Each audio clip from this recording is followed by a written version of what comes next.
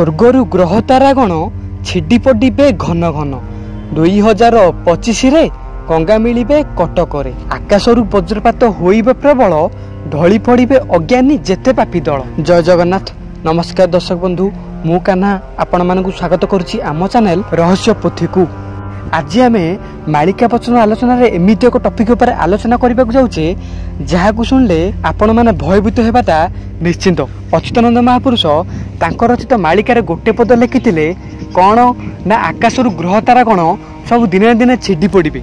ग्रह तारा नक्षत्र छिडी पड़िबार यथेष्ट कारण रहिछि। प्रथम कारण हैला मनुष्य माने अधिक चालाक हेबाकु जाई निजर खेती करबाकु बसिलेनी।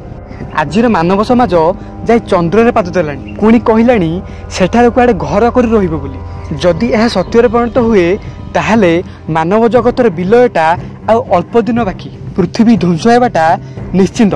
आपण माने थरे विचार करंतु, आपणक घर जदि किए गोटे भांगी दिए आपण जाई कोठी आश्रय नेबे?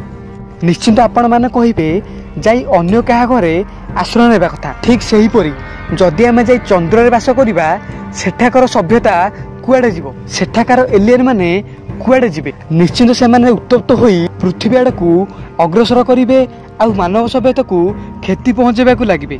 द्वितीय कारण हैला आमे माने सब गछ काटी देई बड़ बड़ अपार्टमेंट करूचे, जहा फल कि आमर धन संपत्ति वृद्धि हेबो।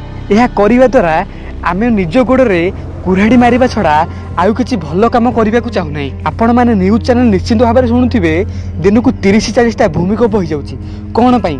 एही कारणरू, एही गछपत्र काटिबा कारणरू आमे निश्वास प्रश्वास नेबार मध्य असुविधार सम्मुखीन होइछे। आउ किछि दिन गला परे आमे ऑक्सीजन किणिकी व्यवहार करबा छड़ा आउ किछि उपाय हि नथिबो। आपण माने देखंतु, एबे भी ठीक समय वर्षा हेउ नाही, खरा दिन रे खरा हेउ नाही, शीत दिन रे शीत हेउ नाही। अकस्मात वर्षा दिन रे प्रबल जोरे खरा हेबार लागुची। कोन पई? एहार गोटे कारण होउची आमे माने सब निश्चितपर भाव में गछ काटी देई मो बस यातायात पई रास्ता तैयार लागिची। प्रकृति को नहीं आमे जदि एपरी भाव राजनीति करिबा ताहले प्रकृति आमको भी केबे भी छाड़िबो नाही। प्रकृति निश्चिंत आम मृत्युर कारण हेबो। ए सब किछि मनुष्य जानि शुणी कर नाही। एहा होउची कलिर शेषर परिणाम।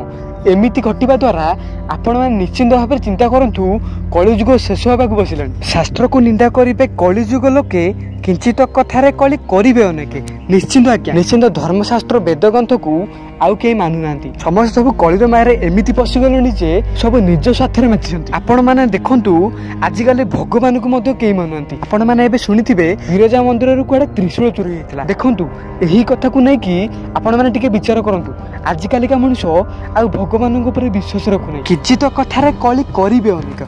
निश्चिंत आज्ञा, टिके टिके कथा को नै कि बड कथा करिबे, बड कथा कला आळकू आडे हणाहुणी होई मरि जाईथिबे। एमिति ही कलिजुग लोक माने निज निज भितरे हणामरा होई मरिबाकू लागिबे। जय जगन्नाथ। आजिर मालिका अध्याय को आज आमे एइठी समाप्त करूछु। पुणी देखा आ गोटे सुंदर एपिसोड।